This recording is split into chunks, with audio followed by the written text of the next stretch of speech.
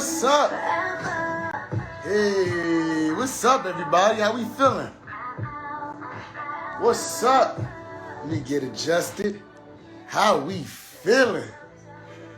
Hey, that was the cool soundings right there of Miss SheNice. How we feeling, y'all?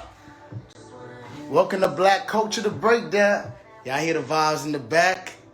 Y'all hear the vibes in the back? Yeah. I see y'all. What's up? All right, let me get myself, situated. We got a super dope show. Yo, welcome to Black Culture, the Breakdown. I am your boy Jerzey, and we got a super dope lineup today. Tune in. We got to get the boy XAB on the live, and then we're going to get started. How we feeling? We all definitely vibing. I'm having a little bit of difficulties here with my sound effects today. Get that together. What's up? How we feeling, everybody? What up, XAB? What's going on, King? You know how it go already. Welcome back to Black Culture, the Breakdown, bro. You know the vibes. You already know. You know the vibes. Man, talk to us about what's going on, man. Man, everything's good. How about you? How's everything going with you? Everything is going good. Bro, I see you real bright and clear. I see that ring light is up and popping. You ready? You already know. We stepping the production game up. Stepping the production game up. Jerzey's having some production technical difficulties at the moment. But it's all good. We all fun and games here at Black Culture, the Breakdown, where we definitely give the news. X, you on the live right now to give us the culture news, man. Tory Lanez goes live and speaks out. Bro, break that down. Yeah, man. I don't really know what to say besides this should have happened way sooner. So I've been saying for a while, I don't really know what his team is advising him to do. I think that they need to kind of just tell him something different. If I was advising him, I would have kind of had him tell his side of the story earlier on to kind of mitigate all of the nuance that was going on at that time. Yeah. And I definitely wouldn't have advised him to drop an album. I feel like the album really discredits him a lot in this situation because it really did seem like he was trying to profit off of what's going on because he knows that the hammer is going to come down on him. Absolutely. So I don't really know what it is. At this point, though, I am fatigued with this whole situation. I just want it's sad to say it this way, but I'm just waiting for the courts to settle it for everybody. Yes. Because I feel like that's the only way we're going to really get the truth now. Everybody is still running around in circles, talking around what actually happened. Nobody's putting any details to why Tory, quote unquote, thinks he's innocent, why Meg feels like he shot her. We don't know if she actually saw him or we don't know what's going on. And I'm not discrediting anybody's story at this point in time because it's just getting way too messy. What I do know is I don't really see why Meg would come up with a story about getting shot. I really don't see why that would be the thing to do. So I am leaning more towards Tory is just trying to, muddy things up like our president does. Absolutely. But yeah, we're gonna have to wait for the courts.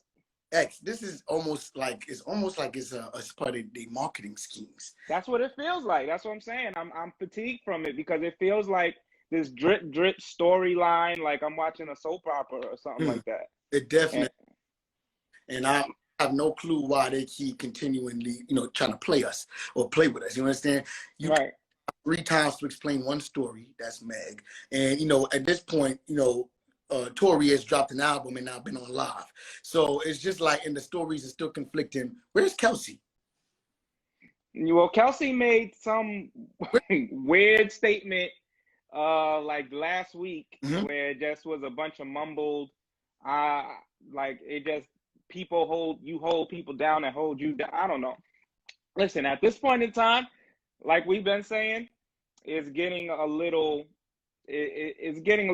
crazy and it's getting a little bit like, all right, now we didn't have enough. Absolutely. I definitely agree with that. Yeah, and it's not really our business but they made it our business by going on live, dropping albums. Like they're making this story a thing that people are going to continue to comment on. Absolutely. You know, they can take this story and do this now with it. Okay, I'm over it. Right? So now we're moving on to, you know, the next buffooneries that's out here. The two men that are running for presidency, like Donald Trump and Joe Biden, the presidential debate. Bro, let's talk about that real quick. How did you feel that way?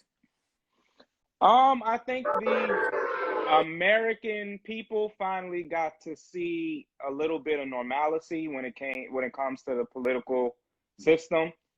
This was the first time, I think, besides, I mean, the Pence-Harris debate wasn't too crazy either, but I think it's the first time in a long time that it was just the debate. They spoke. You got to hear both sides of the story. You got to hear what one side is presenting, what the other isn't, and you can make a decision off of that. And that was the first time that happened. No crazy moments, no extra people talking over each other and all that foolishness. So, and I think that's important because I do think this is an important election, and I do feel like people need to be informed. The one thing that I kind of find sad is that Black people in particular oftentimes love to try and take down Obama in lieu of supporting open races. Now, you don't have to like Obama's policies. You don't have to necessarily agree with the Democratic Party, but it says a lot to me when the first thing that you do is try to tear Obama down to prop Trump up. And it doesn't make any sense to me.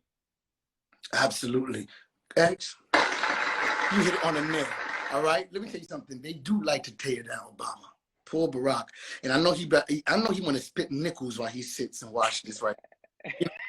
He's like, yo, when I was in office, can't nobody ever say that there wasn't peace. You understand? Couldn't nobody ever say that, you know, that yeah, people may not agree with a lot of things that he do, but remember, presidencies don't really run the country. You have to really go through so many layers of cabinets and you know, and Senate to even pass laws and stuff like that. So my whole thing is the fact that they try to drag him. What more could he really have done from what he had did? And again, it's one thing to challenge the policies of Obama, right? If you didn't agree with certain policies, okay. I would remind people, because a lot of people oftentimes talk about the economy and things like that. I would remind people that he did inherit the worst recession since the Great Depression. And people oftentimes try to forget that or act like that never existed. Absolutely. People try to make it seem as if when he presented healthcare, they weren't out there talking about secession from the Union, creating militias, and hanging dolls that looked like Black Barack Obama all over the country. So people tend to act as if, nah, Obama just had it sweet and he never did anything for Black people. No, when he did healthcare, guess who was most affected by a broken healthcare system? Is Black and brown people. Black and brown. So when you go and you try to help that and fix the healthcare system, we're talking about people who are diabetic.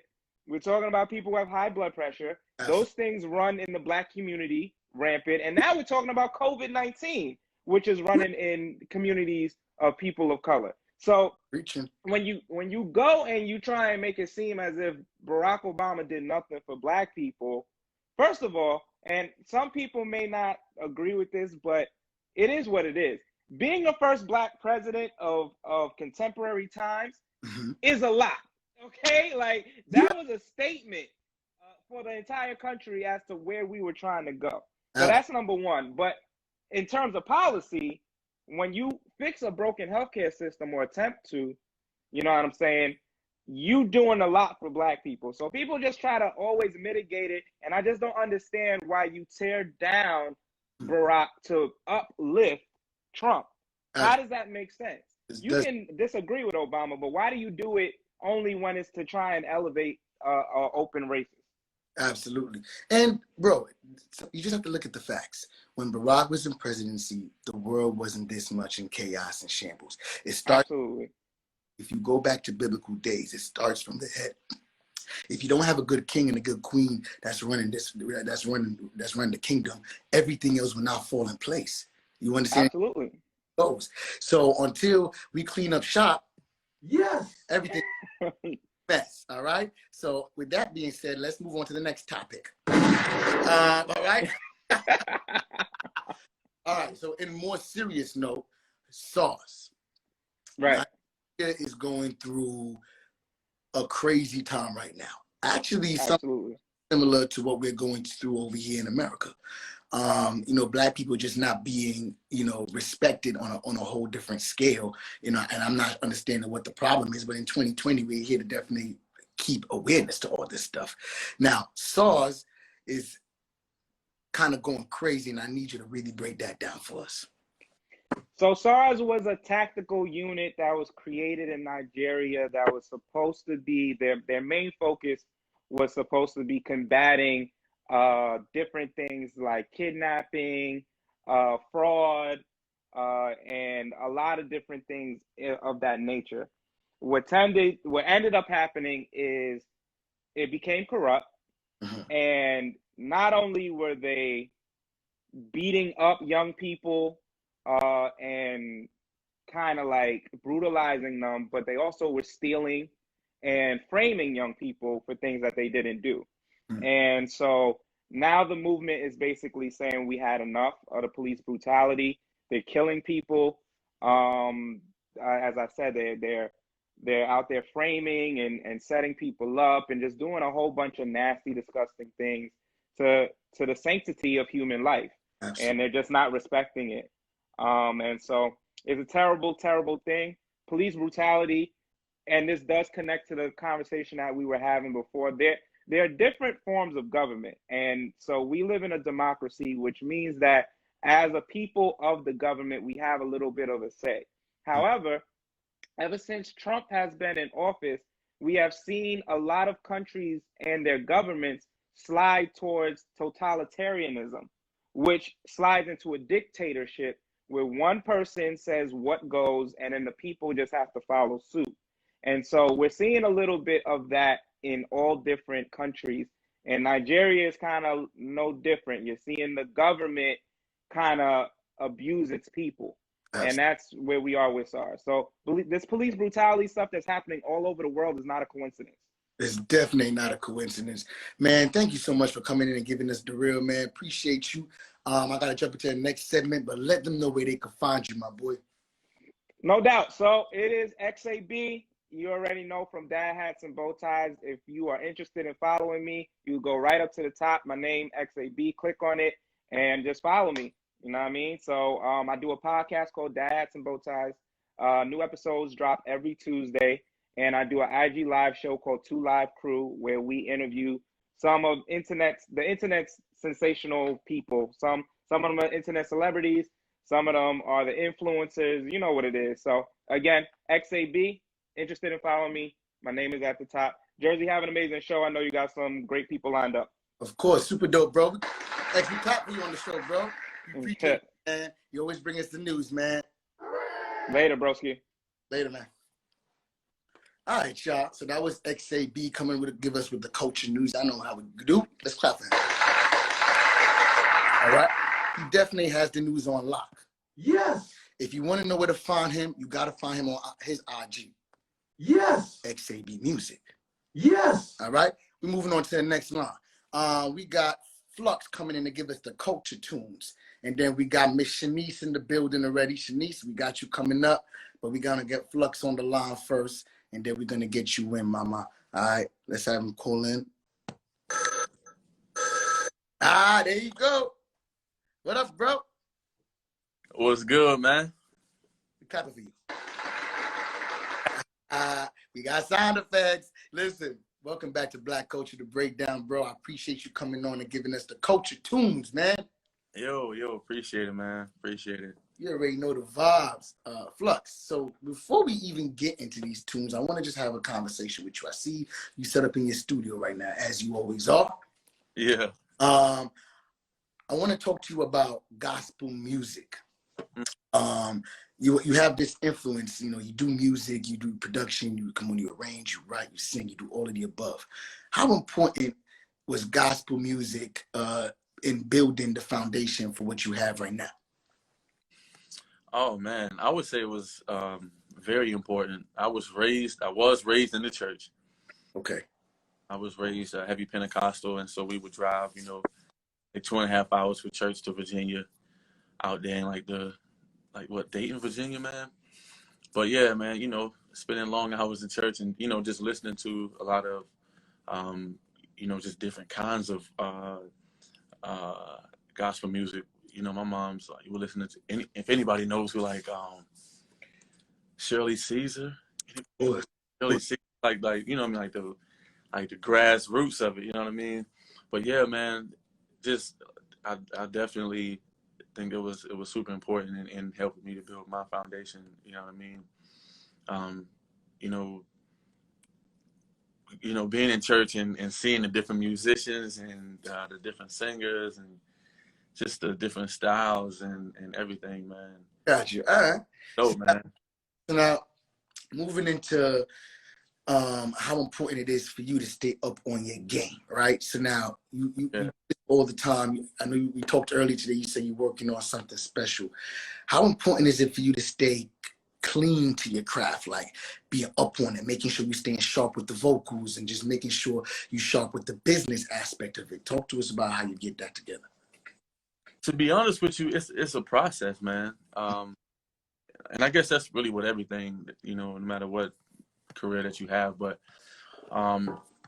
when it comes down to staying sharp on the business and, you know, staying connected with people who are more advanced, or more, what's the correct words, like more knowledgeable, really, you know what I mean? I got close folks, you know, that are all through and through, you know, the music industry. And so we all, you know, sit down and have our powwows outside of the studio, and you know, we shoot ideas or different stories and stuff, you know what I mean? That those are one of the main ways that I stay like in the loop of, oh really? Mm-hmm. Oh, whoa. So that was how that shit went, you know what I mean? Like that was how that got set up. That Yeah. didn't happen. That was why, you know what I mean? So I think it's definitely important, you know what I mean? Yeah. You know, being powwows.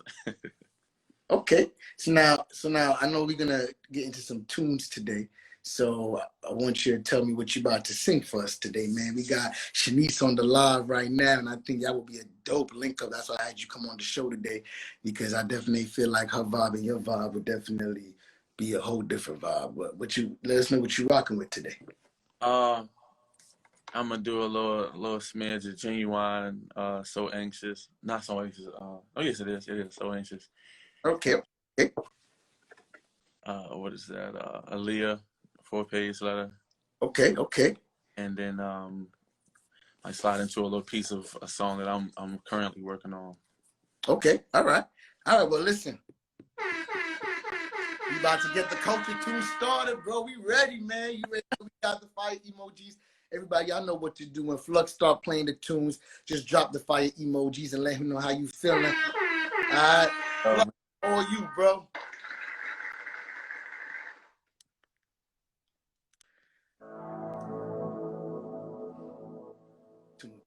Vibing. Yeah. Yeah,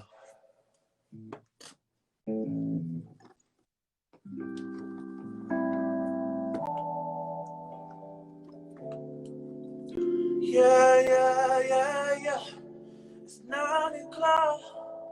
I'm home alone, paging you, wishing you come over my place.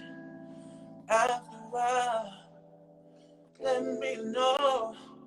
We can just keep talking about the last time you were here. What we did. The morning only bubble bath you, back rubs you, hit me back. I hope you hurry, 'cause I'm so anxious. Meet me at 11:30. I love the way you talking dirty. I'm so anxious. Girl, would you quit this stalling? No one say yeah.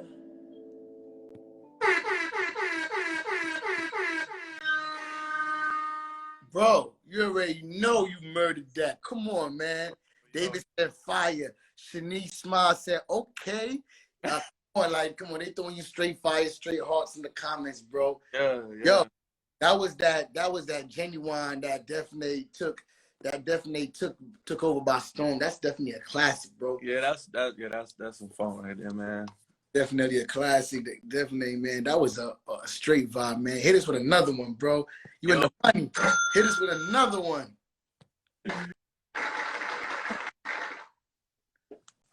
I'm staying these keys. I like that note right there.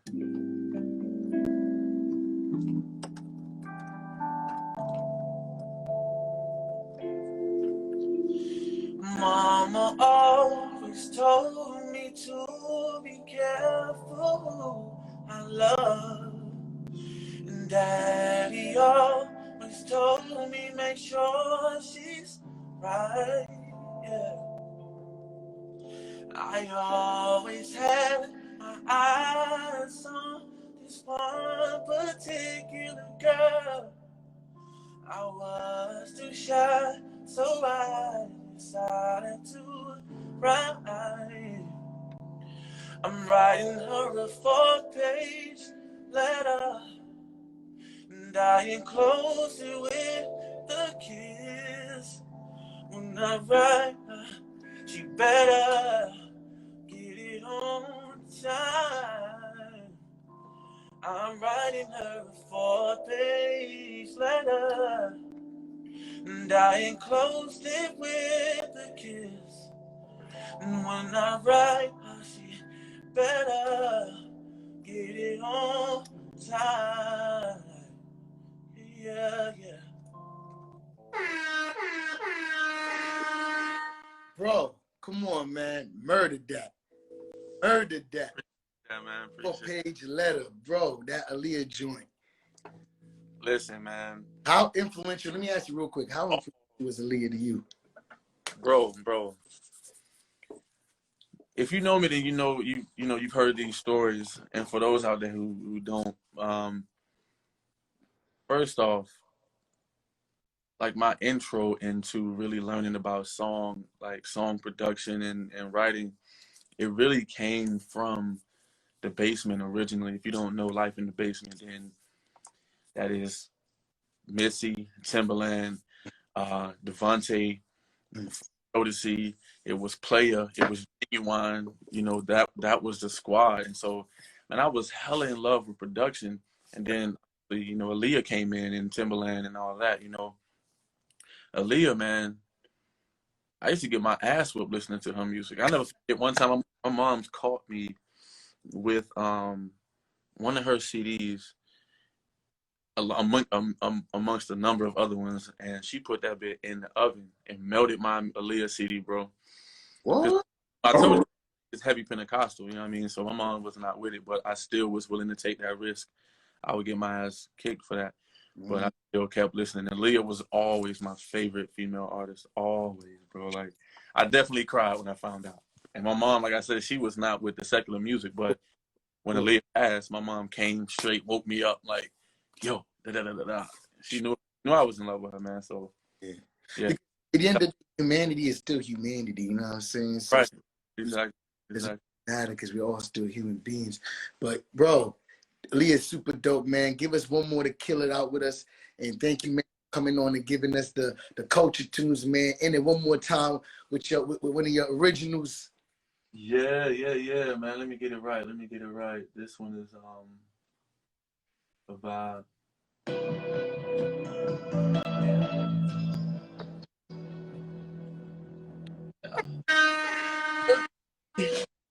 Every stack of mountain sun view is overwhelming.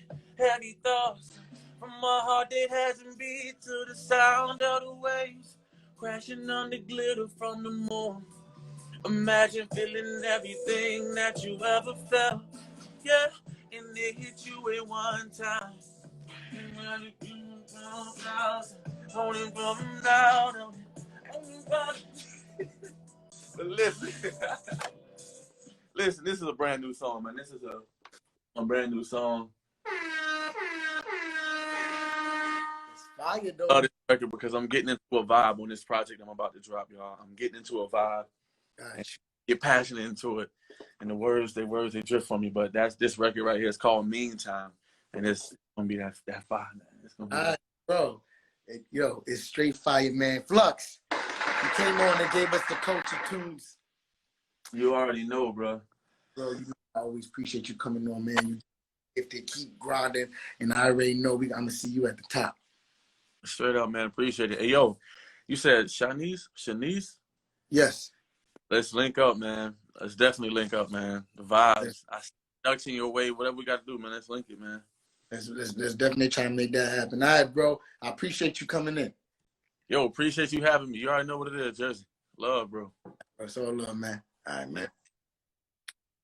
All right, y'all. So that was Flux giving us the culture tunes. I know how we do. Yo, Flux is actually super talented, yo. That's a fact. Yes. All right. He actually sung them keys live. Yes. We respect live singers. Yes. We respect people that actually have gifts and talents. Yes. All right. So let's get the Queen SheNice on the line and let's get her talking about what she got going on. She's calling in. Let's go again. She's calling in. Hey, there she go. Hey, What's up, Queen? chilling. How are you? Feeling good. How are you? Hanging in there. Welcome to Black Culture, the breakdown. Let's clap it up for you. Thank you for having me. Of course. Check you out. You just ready to go out here. I'm like, yo, this is a mom. This is a new mom out here. New mommy, huh? New mom. You're gonna get into all of that, SheNice. You're gonna get into all of that. Welcome to Black Culture, the breakdown. And you know, I'm Jerzey, the host of the show, and you know, let the people. I used to live in Teaneck. Oh, okay. All right. I live in Brooklyn now, though, but I kind of grew up in Jersey, but Union, New Jersey. Mm-hmm. Okay, all right. Check you out, Teaneck. So where you at now? I'm in Florida, between Florida and Georgia. I'm back and forth all the time. What part of Florida? It's a small town called Panama City. Like MTV used to come out here back in the day for spring break. So. Okay. Yeah, I just interviewed one of the cast of Floribama Shore. Where? It's that place. That place right there. Yeah, okay. So that's definitely funny that I met two people that from Panama City. Yeah, man.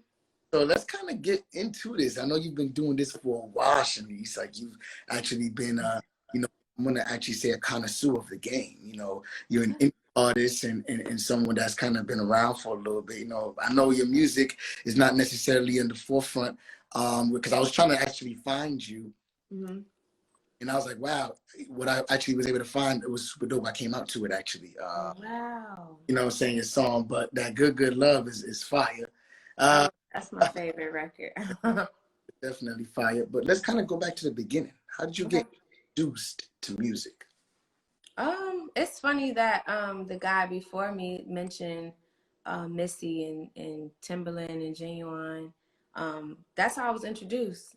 My mom auditioned for a girl group that Devontae from Jodeci was creating for his Basement Crew, his label. And yeah, when I was like 4, my mom would just bring me to the studio and I would be around the Missys and the Tims and the Genuines, and just to have that type of influence around me that early, it shaped my ear, it shaped everything, my creativity. But that's how I was introduced to it. And then church, of course. I'm a PK. My grandmother is a minister as well. Bluetooth. So I got the speaker. But anyway, yeah, so I was introduced to 2 different worlds at the same time. I grew up singing in church in the choir. Yeah, so quartet is my thing. I love quartet music for some reason. My granddad was in a group. My grandmother was in a quartet group. So I've been around it since I was a little girl. All right. Real quick, not to divert, but why do you think groups have a difficult time surviving? Just a random thought. But what do you A think? difficult time? I think it's an ego thing. That's why I promised myself I would never do groups. Because somebody gotta be the star eventually. You know what I'm saying? So, especially women, you know, the ego thing, and if one girl is getting more attention, I think it just all boils down to ego. It all boils down to ego. Huh. All right. I guess. Because I was always curious, why do people even start groups then? What's the benefit of it if no one ever actually stays together? So I have no idea. I love groups. I love the Day 26s, the Jodeci's, the Destiny Childs. I love it. 112. Yes. I was a huge Jagged Edge fan. So I wish people would stick it out longer. I like hearing different voices, and I just can't do it myself. I just couldn't fix myself to be in a group. Okay. So now you mentioned all those things all those people that you were influenced by, like the Missies and the Genuines and all of that. Talk to us about, you being a daughter of a Hummingbird, right? Your, is Tweet, and she's definitely been obviously an influence of us to you. How much of an influence is she, and define what being a daughter of a Hummingbird actually means? My mom's Tweet. Unfortunately, I always call it a gift and a curse at the same time, because it was a blessing because she was able to pursue her dreams. But for me, it was a curse because I never got to see my mother. Our relationship was strained until I was about, I'm 30 now. So I was about maybe 24, 25. We still have therapy and things that we're working through. But I felt like my mother chose music over me. And at the time when you're like 5 or 6 years old, you don't understand that what she's doing is helping the family or the greater good. She's sacrificing time with you so she can provide for you. But when you're a little girl, you don't care. You just want your mom there. So I actually despised her. I couldn't stand my mother. I hated her after a while. So a lot of people think it's glitz and glamour. I was teased in school a lot because she wasn't there, so she replaced her presence with things, material stuff. So for me, I just felt like for so long she was trying to buy my love, and it wasn't a price tag on motherhood for me. I felt like she was taking the easy way out. So a lot of people think it did have its perks, but for me, the perks didn't matter because I didn't have my mom at night. I didn't have her to go to my track meets. I didn't have her to be there for me for most of my birthdays, and she missed a lot of Christmases. So yeah, it was tough. So now you're a mom now. Well, you've been a mom for a while, because this is my oldest is 8. So now, how does that make you feel about how you raise your kids now? Did that have an impact on that? That's what started the healing process, because I began to have to eat my words because now I'm that mom that's having to leave. When Aiden, my oldest, was born, he was like 4 months old, and I went straight on the road with Ty Tribbett. And I was on the road with Ty until Aiden was about 5. And then last year I was touring with Solange. So I became that mom that I didn't like. So for me, it's just having to explain that to my kids now, and try to get in front of what my mom did and try to fix it. But she's an amazing grandma, so. So let me ask you, how's your relationship with your mom right now? It's healing. It's better. My perspective has changed. So my respect for her is different. The way I view her, she's still grinding. She's still out here recording albums and on the road and stuff like that. So our relationship has grown leaps and bounds because she kind of like felt where I'm coming from. And I think I approached her in a more humbling way. Instead of attacking her and being this victim, I was able to see what she was doing, because I'm making those same decisions. It's for the greater good, so I can provide for my kids. And yeah, our relationship isn't where it needs to be, but we're making progress, and I'm proud of it. Bluetooth. This speaker is bothering me. Okay. I was listening to music earlier. It's all good. It's all good. We clapping for that. We definitely, listen, work in progress is all we can ask for. So again, so now jumping into, your influences. Mhm. Who do you listen to? Who are the people that kind of be like, yo, I want to sing because of this person, because of this voice? Who are you? Um, I am old school. So, um, like Flux was mentioning earlier, the Shirley Caesar, I grew up on the foundation of gospel. So, Commission, I grew up on Kimberell. I grew up on Take Six and the Winans. They kind of was played in my house all the time. The Lee Williams, the Canton Spirituals, I grew up on them.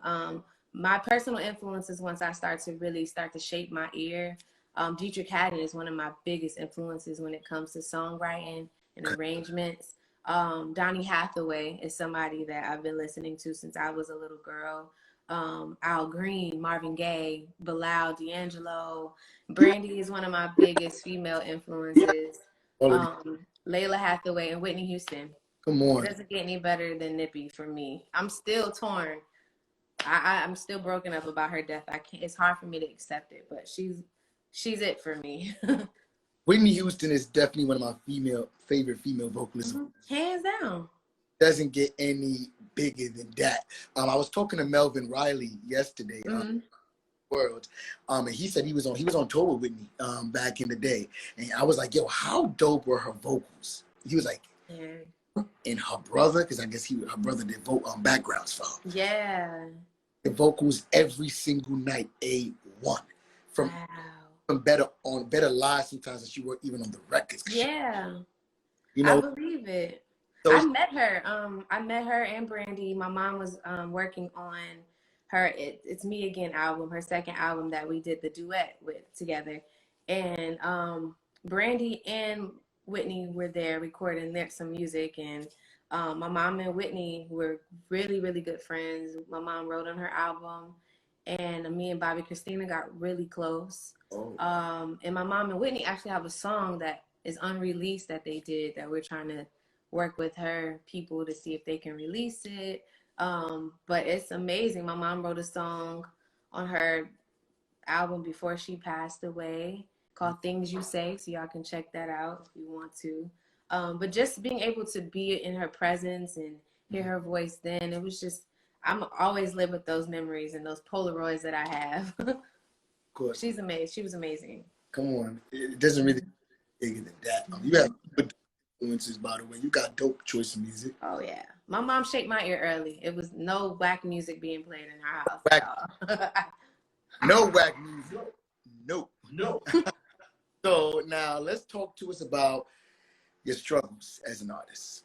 I know you've been in the game for quite a while. Like I said, when I was like doing the research on you, I was like, yo, you've been out for a minute.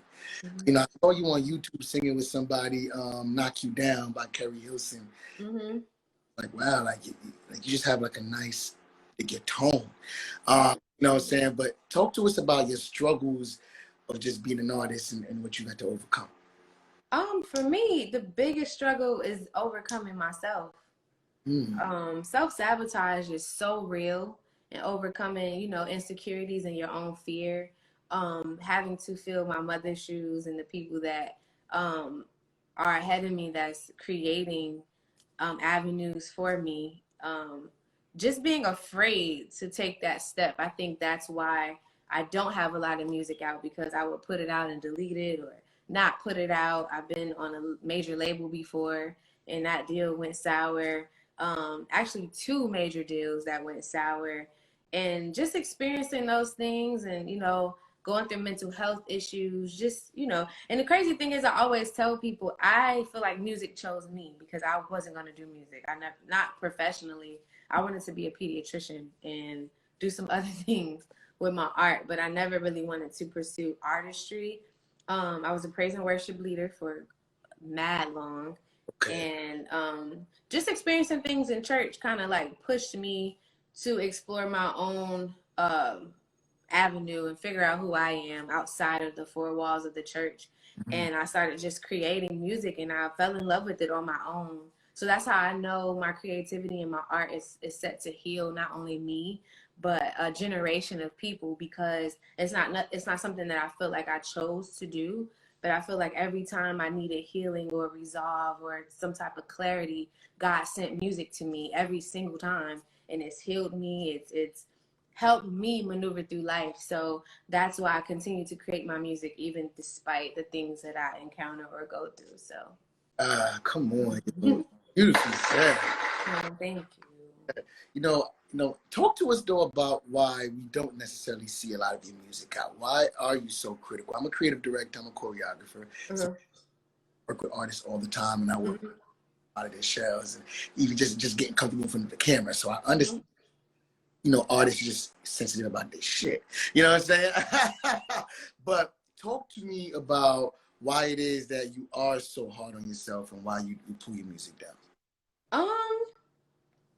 I honestly feel like maybe it's a social media type of thing. Like I have albums worth of music done, but it's just that execution type of thing for me, because I can sit around and create videos in my head. I love creative directing as well. So for me, it's just taking that extra step and actually putting it out for the world to see. Everybody loves good love, and I'm so grateful for, the leaps and bounds that I've already made for myself. But I get distracted easily. Like I do, and that's just something that I have to overcome with therapy and things like that. But I deal with manic depression. So, and paranoia, I get really extremely paranoid, and anxiety takes over, and I just talk myself out of actually following through. But I had to realize there are people in graves with $1 million ideas. So I don't want to die with all this creativity and ideas and purpose inside of me. So I have to overcome the fear and the anxiety that I have. So that's been and it's crazy because this was supposed to be my year to actually make some major moves, but COVID hit, I got pregnant. So it was kind of like, but I needed it because it actually let me fall in love with myself again. So 2021, I'm definitely going to make some things happen. So I'm excited. All right. Excited to hear that. Yes. We definitely want to see you thrive. I love that. Yes. Listen, SheNice, we definitely know you got it to definitely bring it. You understand? And what that's why with the Flux, I was like, yo, I want to just make sure that we do a good job of just putting real music back in the forefront. Yeah. A lot of artists that are out that are so mediocre and that are so major, but we just apply the same method of doing the marketing and the branding and really marry it to the real gift and the real talent people have. We can be back in the forefront. Yeah, I believe it for sure. Oh, so that's just basically what it is. Whitney Houston cannot be the last biggest voice, the last that we gonna hear. Yeah, man. And I definitely feel like we can definitely change that. I was just saying the other day, I was like, yo, you sound, like I can see how Jhené Aiko, because you've been out before her.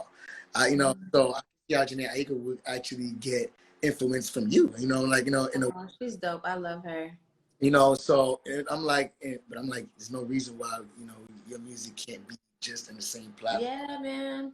Saying? For sure. I talk myself. Sometimes like I said, self-sabotage is real. And sometimes you dim. And I've always been the type of person who I felt like I had to dim my light to make everybody else happy around me. And I had to understand that I don't have to dim my light anymore. Like those who really want to love me, and if I shine bright, those people that are around me are going to want to better themselves as well. And if they don't need to be around me. So this year has brought so much perspective and clarity for me as it pertains to my personal life and my creative life and my career. And I just understand that it's something in me that has to be birthed. And that's why I'm always encouraging people just to birth it and push through the labor pains. So. Well, they're saying to you right now in the comments, you got this. They said, Mr. Jerome Tamil saying my sis look great post giving birth. Period. Right, that's on period. I feel like a whale, but whatever. Nah, we definitely not talking like that. That's a No. all right. Brooklyn Lowe's Creation say never dim your light. Mr. Jones said one thing about U2 music is that doesn't box her sound in. You may get R&B, soul, gospel, pop, disco, etc. And that's a straight facts, actually. In that order. In that. All right. So now let's actually get into a serious question real quick. Okay. Before I get, Phil's going to be coming on in a second. Okay. I love Phil. But I want to ask you a question. Do you feel Black women are protected in America?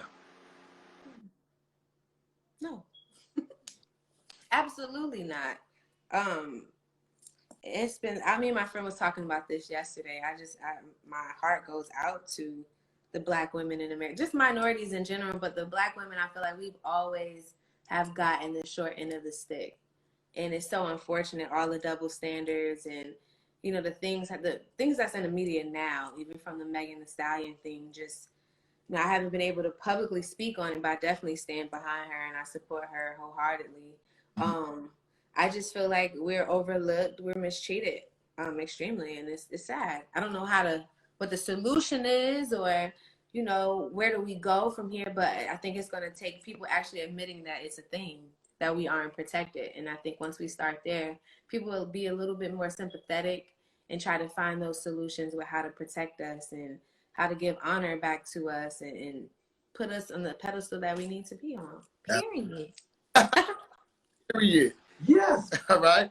So we ain't playing no games. Mm-hmm. Listen, you are a beautiful Black woman, and you definitely have so much to say. And that's on period. Don't gas me up now, please. But I'm just letting you know straight facts. Yes. But let me ask you this one more time. Now, your new music, when can we expect that?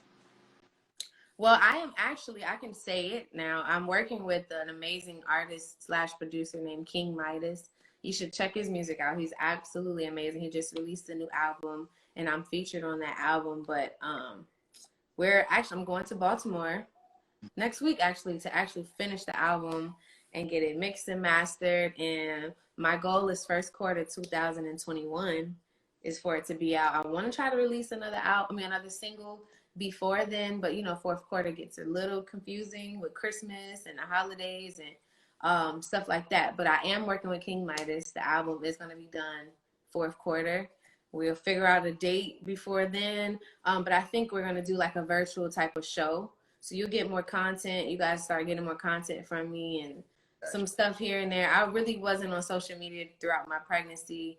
But I'm back on my bully. I'm back, I feel like myself again. So we getting things cracking. So while I'm in Baltimore, I'm gonna be shooting some content for you guys. And all right. Yeah. So first quarter for sure. I promise you. First quarter. And my birthday is February 3rd. So that's in my mind where I want it to come out, but I want to promise it. But that's what I want. So let's just manifest it and put it in the atmosphere February. All right. So we're definitely manifesting that, and we definitely creative director. And if you're ever in New York City, you want to link and make some dope visuals. See, don't play with me. Don't convention talk me, sir. Because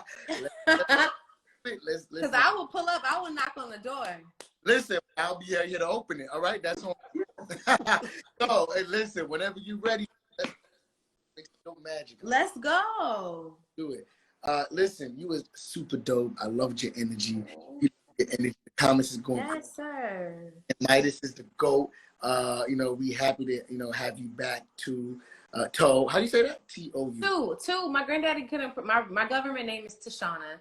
Just don't even think about that. My parents gave me the wackest name in the world. My middle name is SheNice, but my grandfather couldn't say Tashana, so he used to call me Tushana.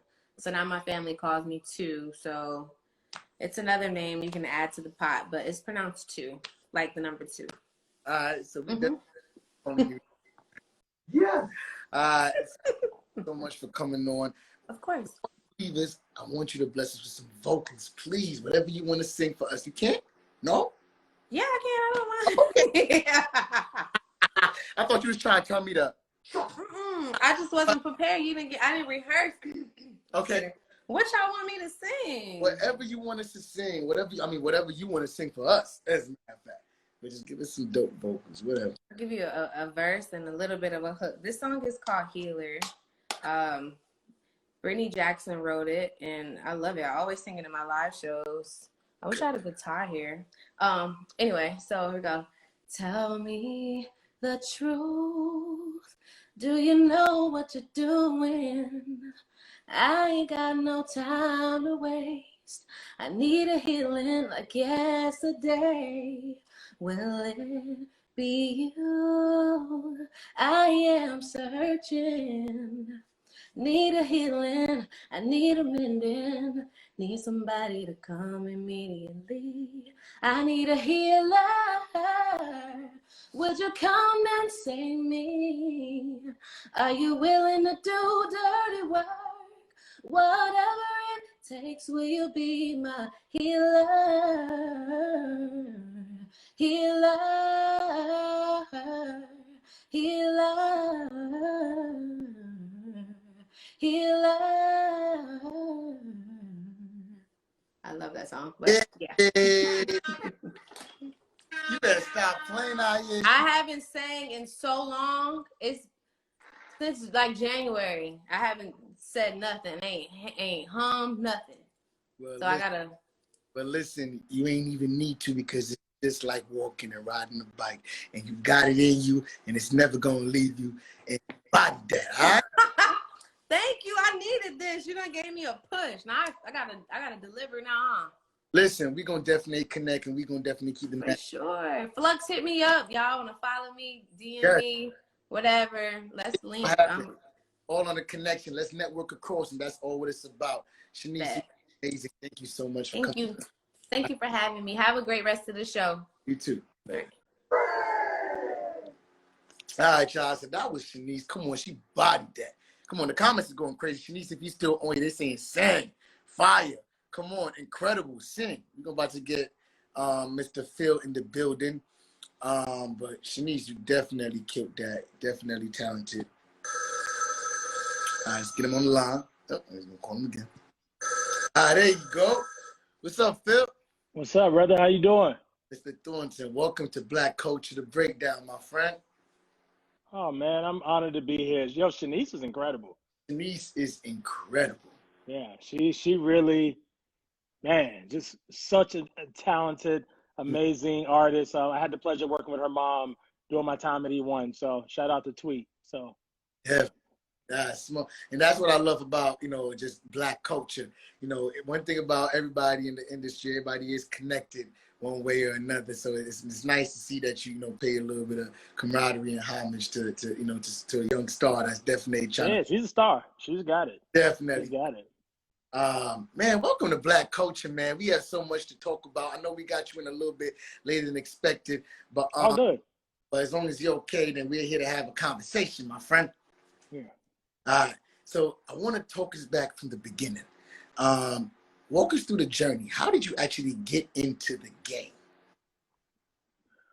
That was a long time ago. That was back in the 90s. I was interning for a hometown radio station. I'm from Virginia originally, Norfolk. So born and raised, had the blessings to intern at the age of 12. Okay. And a lady named Candy Eastman gave me a shot. Candy's still on the radio to this day in Houston, Texas. So I'm forever grateful for Candy. Second internship was with Arista. I was 15 at that time.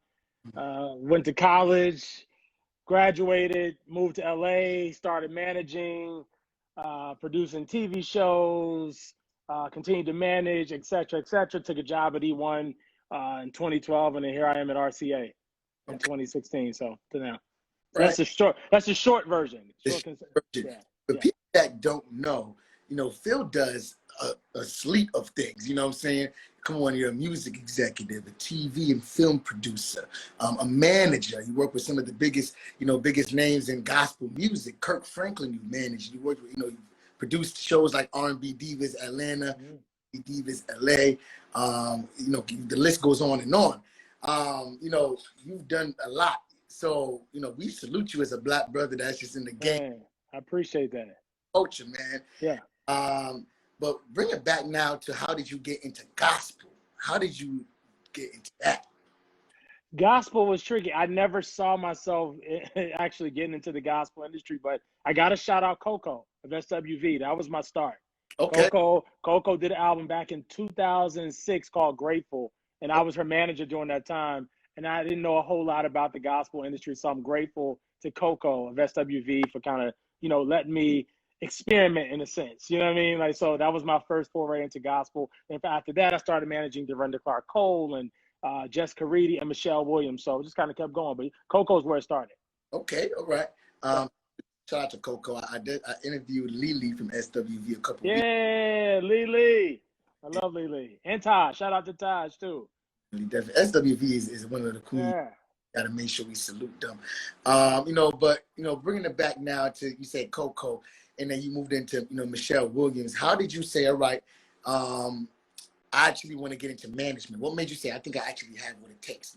Walk us through that journey. You said 13 was when the process. Yeah, the process started. Process started at 12.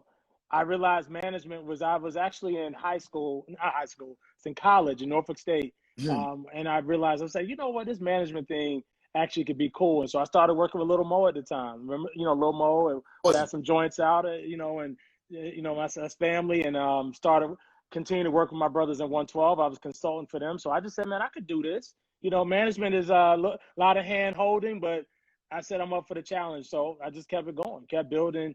And I never thought I'd end up on the record label side, but management was actually dope. It was a lot of flexibility and able to just help people fulfill their dreams. But yeah, grateful. All right. So now there's a real problem here with gospel music. Gospel music is not necessarily in the mainstream, right? So what do you think is the reason that you think gospel music doesn't get that crossover effect and appeal that other music has? I think it just depends on the artist. Everything. I mean, you've got some mainstream moments. You got people like Kanye. You've got Justin Bieber. And Chance with the new record out right now. That's doing pretty well. So gospel, you hear gospel's influence in the mainstream. But outside of maybe your Kirk Franklin's, your Mary Marys, your Londa Adams, Tamla Mann. There's a number that have gotten some mainstream moments, but we got work to do. We just got to really roll up our sleeves and figure out how to continue to just push the music beyond. The church is obviously a priority, and I'm glad that it's living there. But it's like people that don't go to church that need some sense of healing and inspiration and hope, and that's what we got to focus on. So getting the songs on the R&B playlist or other mood playlists on the Apple, Spotify's, and so forth, and getting those right TV looks is going to be key. Touring, like we don't always have to be at a church. We could go get a venue when we can post COVID. After that, get back out there. And if it's a back in the day we had House of Blues and BB King's in New York, like more of those venues, people still love just live music and that experience. So, we got some work to do, but it starts with having great music, artists with integrity and a heart of God. And because we some people just writing songs for what they deem as a radio hit. Some people not in it for the. My live is telling me I have 1 minute and 25 seconds remaining. I'm going to end the live. Don't get cut off in the middle of me talking. All right. Everybody, come right back on. I'm going to end the live and come right back on, everybody. All right. Phil Thornton on the line. Here we go. You're back. Yes, sir. Yeah. I love the applause, man. You got sound effects and all types of greatness over there. I love that. That's good. And we've been doing this since quarantine started. This show has grown. We ain't had sound effects always. It just came into play weeks ago because we know it definitely keeps the conversation flowing. But man, thank you so much for just giving us, a little bit of insight on what you've been kind of telling us about how you kind of got started. But let's kind of bring it back while people get on here. For people that's coming on, we got Phil Thornton for Black Culture The Breakdown, music executive, TV executive, manager, businessman, entrepreneur. Come on, is anything? I know you got a podcast. We're going to get into that in a second. But we definitely talking about everything music management and just how to be successful. And that's what the point of this conversation is about, Phil. It's just information on how to be successful in this industry we call entertainment. So let's kind of jump back into the question that I asked you before, which was gospel not being in the mainstream. Yes. And, you'll go ahead and go back to your elaboration on that. Yeah, I just said, we've got some mainstream, we've got some gospel moments in the mainstream. Like you'll see what Kanye West is doing, what Justin Bieber and Chance's new single is doing. And you'll see there's a Demi Lovato record coming out shortly that has a heavy gospel influence that I just had the privilege of hearing. So there's those opportunities, but then for the core genre, like gospel artists, you'll see a breakout hit maybe once or twice a year. But, we as labels, we as artists, we as managers, we have to do the work as well. So it's still it's gospel, and I love gospel, but it's the music business. So you also have to, we got to play, we got to play the game. We need to make sure it's on the right, playlist on Apple and Spotify. So maybe the people that's not listening or searching for the gospel playlist can hear the music, making sure it's on those right TV outlets. We don't need to just be limited to the Stellars. Like, let's go think beyond. We had a couple opportunities with the BET Awards this year, and there's other awards that we can just continue to collaborate with. So it's really about just how do we, one, have a great song, have the artist with a work ethic, and then figure out a game plan on how we can expand it from there. But that's what we do at RCA Inspiration. Okay. So Phil, you definitely are giving us a lot of gems right now. We appreciate that. Yes. Now, Phil, break it down for people like, I'm not sure if you caught Flux that was on before SheNice. But Flux was on and SheNice, and these are independent artists that necessarily don't have the budgets, for massive productions, right? What kind of advice would you give to an artist that's starting out, that they know they're talented, they have what it takes to be successful? The image is right, the music is right, but they just don't necessarily have the tools to get into the right situations to be exposed. What advice would you give to them? It's a lot of things I would say. Make sure, one, you got a team, first of all. Have a team, a manager or a consultant, somebody that understands the business that you're wanting to enter into. So that's the first one. I would say a manager and have a great attorney. Those are the two key people that you really should have coming into this thing. Like the publicist and some of the other areas, get that when you got the bread to do it. But I would start with with the manager and an attorney, and the attorney is self-explanatory. Someone just to make sure that when you're entering into an agreement, even if it's a distributor and you're just going the independent route, to make sure everything is buttoned up the way that it's supposed to be, and make sure that all the splits are handled properly, and producer agreements. So, but that's the first thing. Obviously, get yourself a team, and I would just build my following. You've got social media has really leveled the playing field, whether you're indie or major.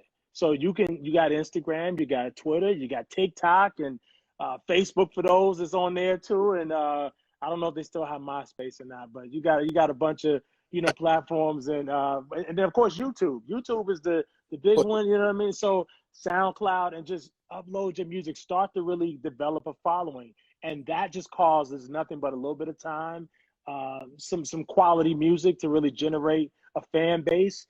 And try to really, next thing I always tell people, start shooting visuals. People want to see you. They want to really understand. So again, on this thing I'm holding now, this iPhone, you can shoot some of the most amazing, compelling content. You can edit it. And as you and I both know, like, it's not really super expensive to get, the software to do it. So just a few things initially, I would say, just to really start to build the following. But and just be your authentic self, man. So many people, I don't want the next Rihanna. We don't want the next Kirk Franklin. Be you. You are one of one, and embrace that. And anybody trying to make you be someone else or like someone else, then you need to quickly fire them on your team. So, Yeah. That's a fact, okay? Yeah. I is right there. Because like somebody else, you got to definitely get rid of them, because it's not going to be authentic. And then what happen is there's going to be a point that you're like, I don't want to do this anymore because it's not even what I want to do.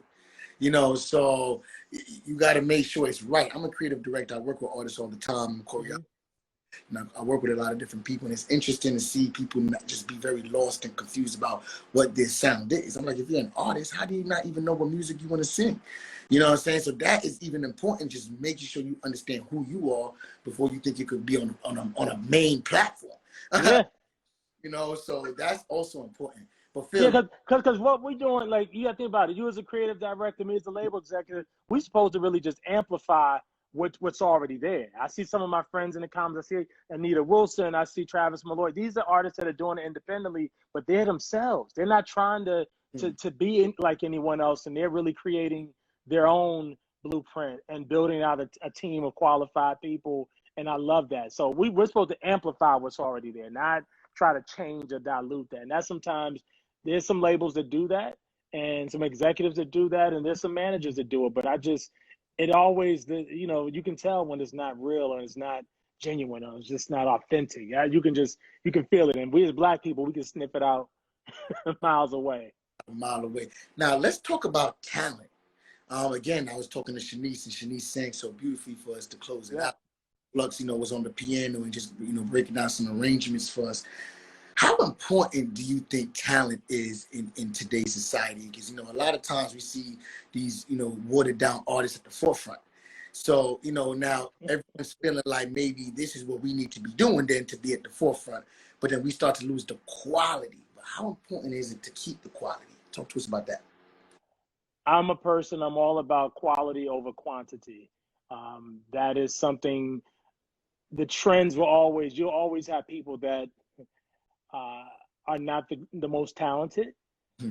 And we've seen that throughout history. We can go back to, some people in the 80s, I don't need to name names. In the 90s, you had a group that wasn't even singing their own songs that we found out about years later. So, I mean, it's all types of, but talent, the longevity and those real ones in the business, that never goes out of style. So I'm always for talent and people that can actually sing and sing on key. And that is something that should be a basic requirement for anyone wanting a deal at this point. I know we all,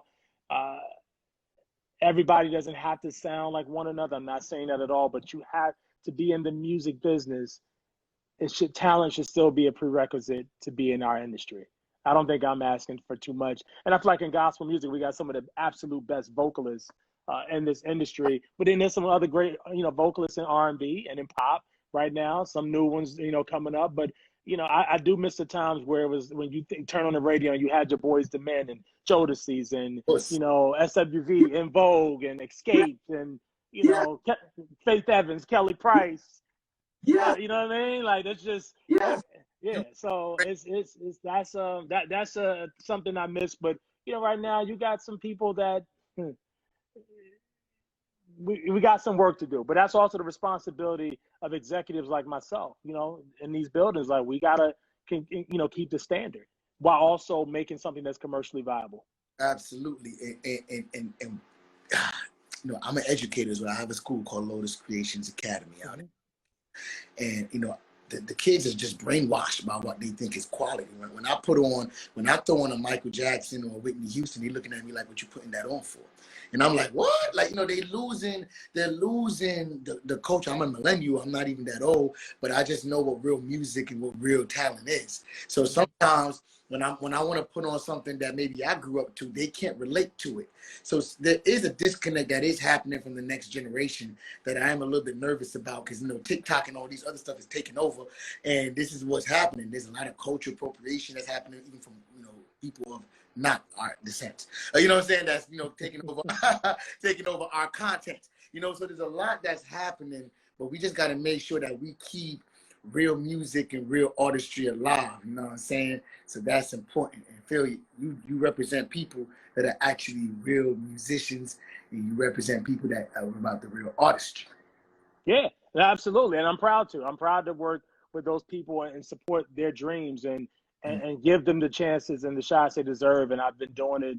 When I think about now it's Sony, or even when my last label, E1, I did a partnership with Layla Hathaway, who is one of the most phenomenal vocalists that exists on this planet Earth. I had the pleasure of working with Tweet, another phenomenal vocalist. So you got to think about when I'm working with those kind of people, those kind of singers, like, I can't go listen to you singing, you off the note and just playing around and wasting my time and I can't do that. It's a disservice to the executives and the artists that have come before us. So I'm very much aware that I have a bottom line and Sony is a for-profit company. I love it, and we're gonna keep churning out the hits, but we're gonna do it with artists that actually have talent, and that's okay.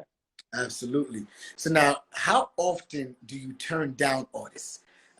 Be real on that, because I'm sure people are always, Phil, I'm gonna need you to manage me. Phil, I'm gonna need. What do you require in order to be under the Phil Thornton fleet? Oh man, that's a tough one. At the label, we always look at when we're signing an artist. I always encourage the team and our A&R team to ask themselves, is this the best of the best? Is this the best of the best? Is this the best young lady? If we're going to sign a female artist with a guitar who's playing the piano, is she the best of the best? Do we believe that she's the best of the best? And that's where it starts. But I look at the talent, I look at the initial presentation. Not that they all glammed up or groomed, and but it's just like, do they communicate their vision very well? Do they know who they are as an artist, so we can build from there? And I just like, I can see the rawness. I've seen some of the rawest, artists that come in there, but I look for people to also have teams. I want you to have somewhat of an infrastructure in place. We can help you build out the rest, but the thing I start with is the talent. It's the talent and that hunger and that willingness to say, you know what, I'm gonna outwork everybody on this roster. I'm gonna be in the gym every day. I'm gonna be on that treadmill singing or rhyming or whatever I do. And it's just like, that's what I look for. It's a certain just passion, that you can feel when you're sitting down with an artist. But I also look for people that are relatable.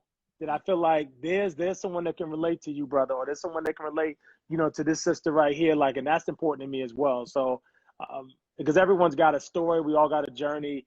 When you think about artists like your Mary J. Blige, like Mary, just from the beginning, the queen of hip hop soul, but she has such pain and hurt, but yet conviction in her voice that made you like, I'm in.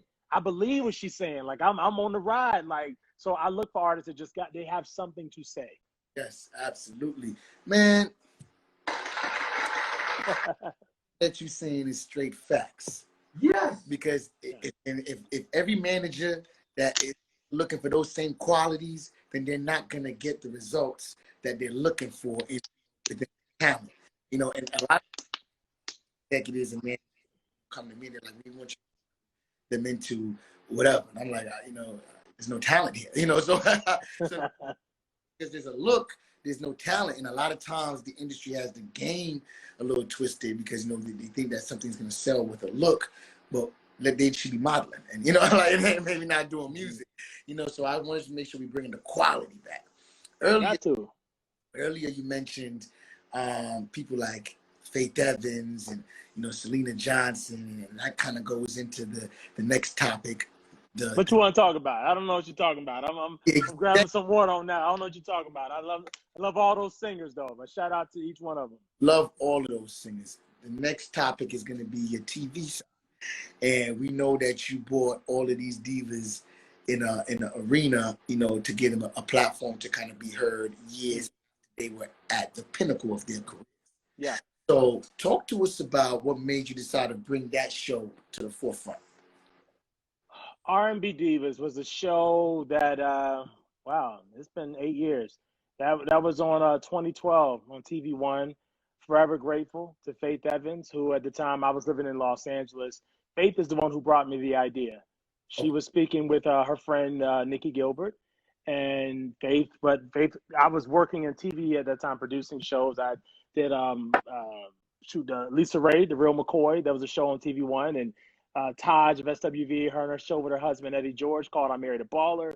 So I had, I've done some things in TV. So Faith was like, yo, we got this idea, let's take this outlet, but this is kind of the premise. And I was like, man, this is actually pretty cool.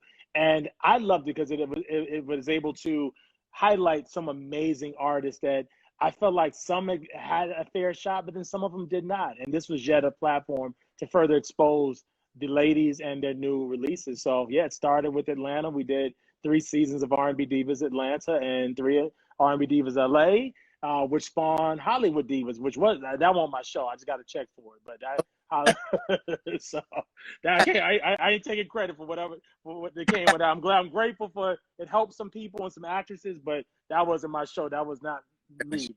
But thank you for the check, TV One. That wasn't me though. Listen, we clap for a check. All right. Listen, so now walk us through that process. So you guys had the idea. She had the idea to bring all these ladies together. Now, when did you realize, all right, we actually really have something here, and when did you think that it would actually take off? I believe we had something. One, Faith mentioned the idea, and she and Nikki captured audition tapes of a lot of the ladies they had in mind. I added a few names to the list.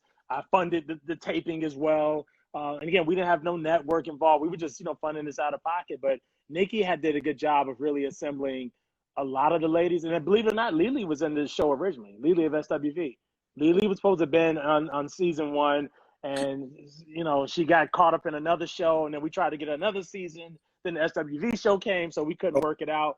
But Lily was supposed to be in that show. She's supposed to be in R&B Divas. What up, Mike Todd?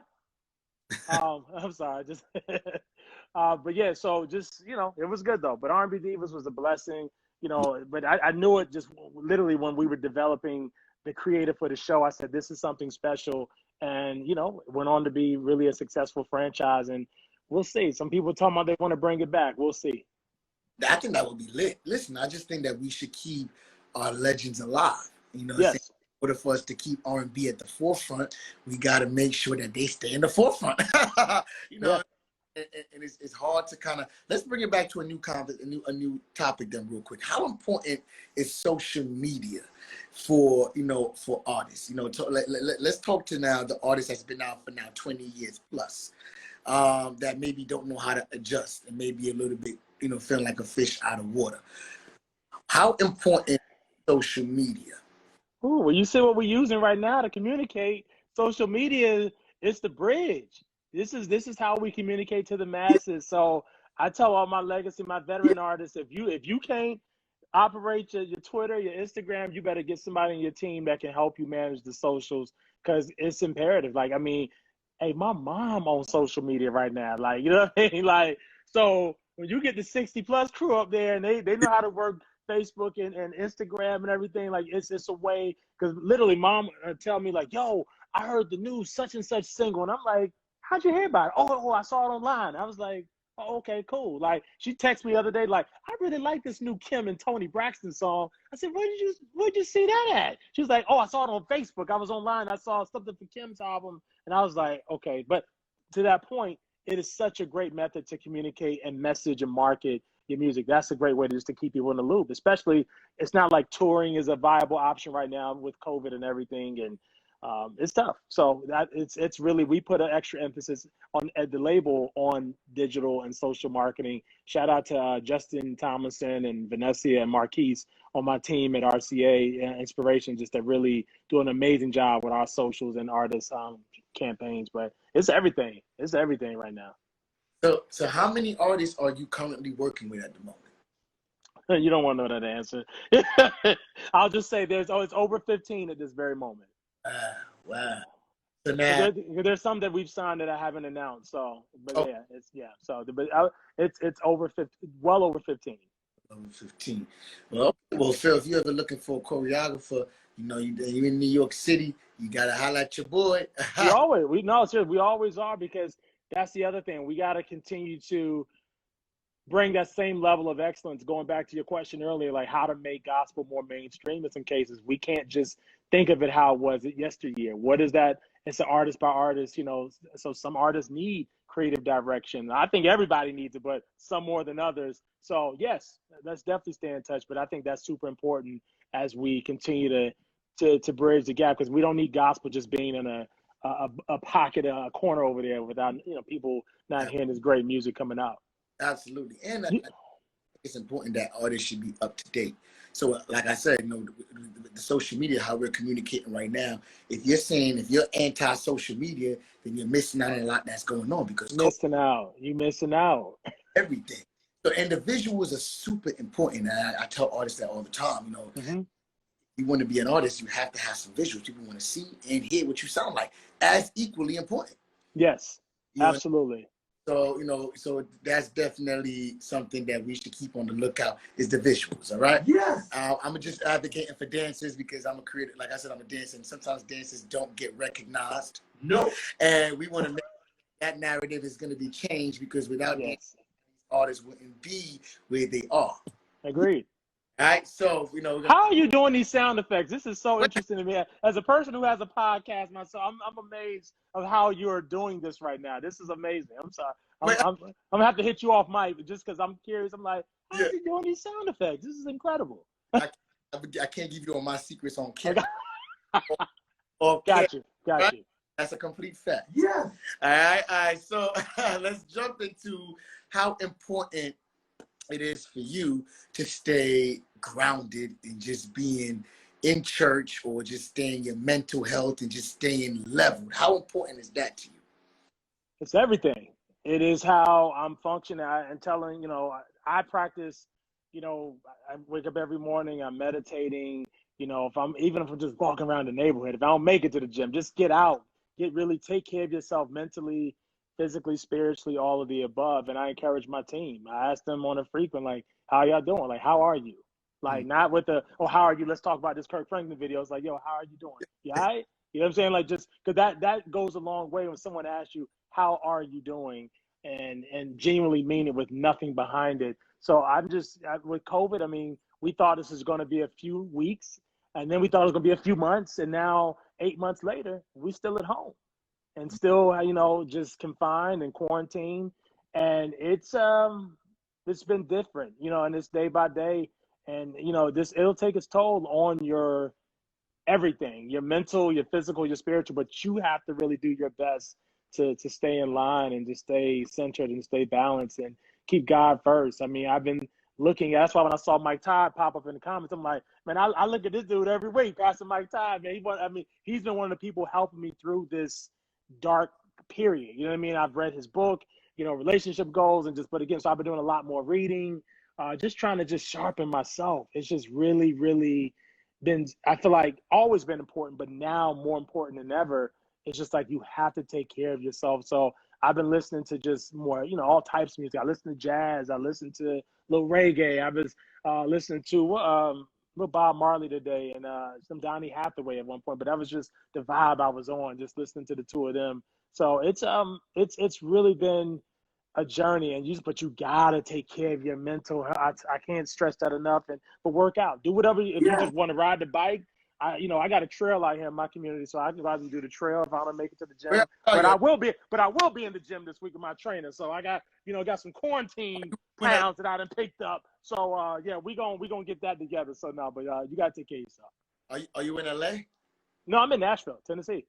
In Nashville, Tennessee. Yeah, I've lived in LA. I've lived in New York. But I'm in Nashville. I've been here since 2012. So, yep, lived in both great places. A lot of friends still there. But I'm in Tennessee, and it's home. It is home for me. Gotcha. Well, man, you are definitely saying that keeping your mental health is super important, and I can't agree with you more because in this day and age, it starts from the head. Right now, the head is Trump, and that's a complete disaster of a mess. So everybody else is a complete disaster of a mess because it literally starts from the head down. And we just hoping that we can just keep ourselves sane, and we got to good gospel artists to keep us elevated and just motivational until November is done, and we can get this election in and out. And vote, everybody vote. Don't wait till the 3rd. Don't wait on vote. I have voted. Where's my sticker? I went to the polls literally last week and voted. And but everyone vote like you've never voted before. This is your first time voting. If you don't, this is such an important election. And I'm not going to sit up here and say who to vote for, but I'm just encourage you to vote. I'll say that. And but please vote. Let your voice be heard. No vote is not a good idea. But I got to say, the funny thing, I was on a vote the other day and I saw Kanye on the ballot. So I didn't know this was real. I said, I literally was scrolling. I just happened to look and I said, Kanye West is on this ballot here in Tennessee. Yeah. All the diversion is all to distract them. We can't play with our country like this. We can't. No. Yeah, I couldn't believe it. It was, but yeah, no, but I voted, but I encourage everybody, you got to get out and vote. It is so important, man. It's really, I just can't say that enough. Your vote, your voice, it matters. For real. Yeah. Hey, tell me this. You mentioned R&B Divas. If I was to bring it back, who should be on there? Ooh. You got to get Tweet. Tweet would be fire. R&B Divas. There's a lot of, you got to get some Monica. Listen, I feel like there's a lot, Brandy. There's a lot of different people that we can definitely float around that's been out for a while. Maya, that. All of the ones you mentioned are great. Maya came on my podcast recently. She was a great time. And Brandy, the Norwoods, that's family. And somebody said Keisha Cole in the comments. I love Keisha as well. Yeah. Yo, comment below, whoever you, Monifa or Monifa. Brandon, Monifa was in another. That's family. She was on the first 3 seasons, but we'd gladly have Monifa back. I'm just trying to figure out. I mean, just if we were to reboot, everybody rebooting movies and shows. Definitely. She Would definitely be lit, but there's a lot of different people. Jasmine Sullivan is great. Yeah, Somebody's be great. Monica. A lot of Monica. Everybody loves Gunica. That's my girl. Monica, shout out to Monica. you can get somebody. There's so many different groups you can bring back. You can even get Lily back on there. Shout out to Lily. You know what I'm saying? Lily's on another show. She can't do my show again. She's on Growing Up Hip Hop, my brother's show, the Tari Turner. She's on there. Her and her kids on there this season. So I can't wait to see that. That's on WeTV. So yeah, shout out to the Tari Turner. Heather Headley, I love Heather.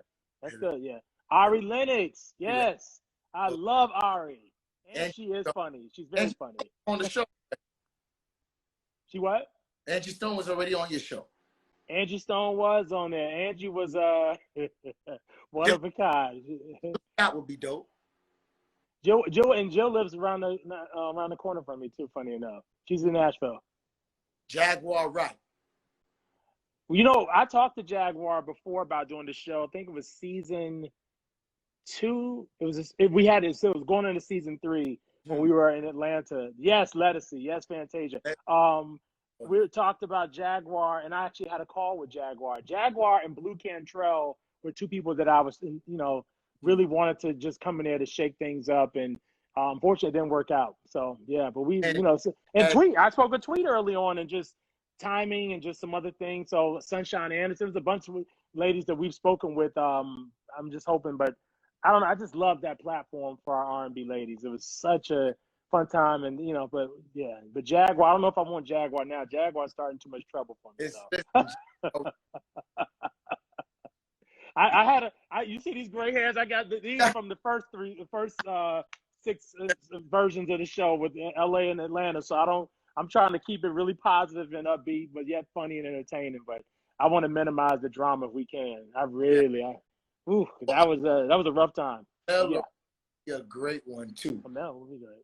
Mel would be good. Man, there's so many different ladies that we can look up to that would definitely be a dope spotlight. And I know it's a niche age, right? It's a certain bracket that it has to kind of fall between. Yeah, I mean, we can go a little bit younger. I mean, I'm not mad. It's if they're in their 30s, just a little bit of life, experience some life, but we can. I think we would have to shake it up. Somebody said Toni Braxton. She got a show. The Braxtons on WeTV, coming back soon. I love Toni Braxton though. So talk to us about what you got going on next, man. What could we look out for from Phil Thornton? Oh man, we got so many great releases over on the RCA Inspiration side. Just released a new artist called Doe. She's got an EP, a single out now called Brighter, but a new EP coming out this Friday. It's in partnership with Jonathan McReynolds, amazing artist. So I love. So it's his label venture that we partner with. So Doe. So many, Corinne Hawthorne, we got Molly Music, Travis Green, Kirk. I mean, we got so much great music out there right now, Melvin Crispell, and outside of Sony, I got a few more shows and films that I'll be able to announce probably top of the year. But okay. So something I think everybody, 2 of them I think everyone will really resonate with in a major way. So definitely very timely and entertaining. So. All right, well, Phil, man. We definitely gonna be looking out for everything you got. Somebody said, last but not least, Ashanti. That will be fire. Ashanti. Yeah. No, Ashanti would be great. I thought about her before, and I reached out to Rich Murphy at one point but I think she just had a lot going on, and then with the show being in Atlanta and LA, the time it just didn't make sense for her. But I'm all for revisiting Ashanti. That could be cool. Actually, I like Ashanti a lot. She looks great too. Still looks great. Great. Adina Howard. I talked to Adina. I've spoken with Adina about this because she's in Arizona. I spoke with Adina and Cece Peniston, both in Arizona. So Adina's, I used to have a teenage crush on Adina Howard, man. So I used to love Adina Howard, man. Adina Howard. I met her when I was 15, and woo, yeah. Shout out to Adina Howard. She still looks great too. Shout out to Adina. Yes. All right. She looks absolutely great. Man, you are in the money out here. And we definitely love your energy, man. And we're gonna be looking out for everything that you got going on. Please bring back R&B Divas because it's definitely one of them shows that I think everybody, especially now in this day and age, I feel like that show would thrive. Definitely right now. We're gonna see what we can do. We're gonna see what we can do. I gotta talk to a few people and see how we can make something happen. But I think it should come back. I think in some form or some iteration, it'd be nice if it came back. And I think everyone is in a different place now. But I also think more than ever, we need to provide great artists with the platform to share their music and share their journey. And let's figure out how we can do like a Legends one, where we bring back the Gladys and the Patties, and we bring back, like something like that too would be dope. What happened to like the R&B Divas, how they did on VH1 when they came on? Like something like that. We just missing what used to be, man. And I think if there's a way that we can get it back, we all for the movement, man. Yeah, we got shout out. Hey, Stan Jones, I see you, brother. He said that cha-ching sound. That's good. I told you sound effects. The sound effects are crazy. I love. I'm trying to figure this out over here, but listen, Stephanie Mills. Actually, I love Stephanie, but we got to figure it out. We got some work to do. I gotta make some calls, and we're gonna pray. We're gonna have to pray and then make some calls. But and to me, it's not even a money thing. I just think it'd be great. I think the culture needs it, and I want to see if we can get the old episodes on like Netflix or Hulu. I'm like, TV One, what's happening? Like, we need to get the older episodes so people can continue to watch and enjoy those, the older episodes in the meantime. So, yes, we definitely get that done. All right, and when you do that, you're gonna be in the. That's good. I love it. One more before you go. If you had to pick one to save your life, music or TV to save your life, which one you picking? Kill me. I would. It depends on what day of the week. Today, I'm gonna say music. Okay. Yeah. Right. I would say music then. Music is something that it gets me through the happy times, the not so happy times. I listen to it in the car when you're working out. I mean, I have speakers in every room in my house. Like, music is my everything. That's what started me on this journey. I've been fortunate to get into television and film, but music is always if I gotta pick a favorite child, it's gonna be music. Okay. Damn. but which one pays better? We're gonna leave that.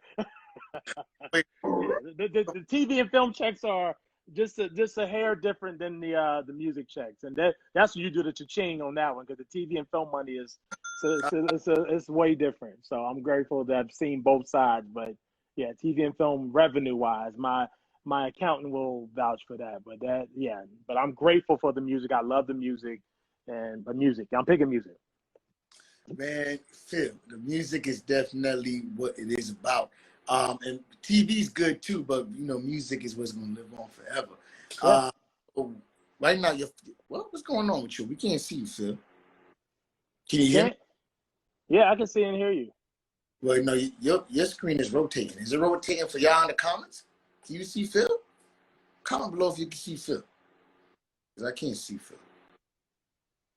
You're like rotating in a circle, Phil. Well, I'm gonna read the comments. He said, Phil's the GOAT. Music gave me the opportunity to do what I do. Music. Everybody's agreeing with you. Somebody said Jody Watley would be great. Somebody said Indeed. They said they do love the sound effects. Stephanie Mills. They said, yeah, we see him. Nah, he good on my end. I don't know what's going on. C. Barrett, what up, C. Barrett? What up?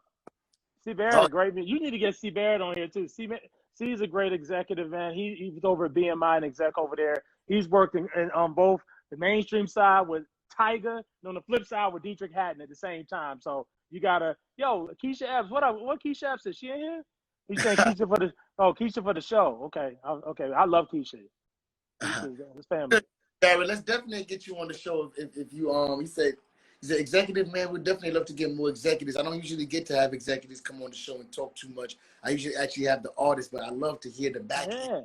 We love to hear the back end of what goes down, because it's just about, like I said, spreading the knowledge so our peoples can understand what it takes to be successful in this industry.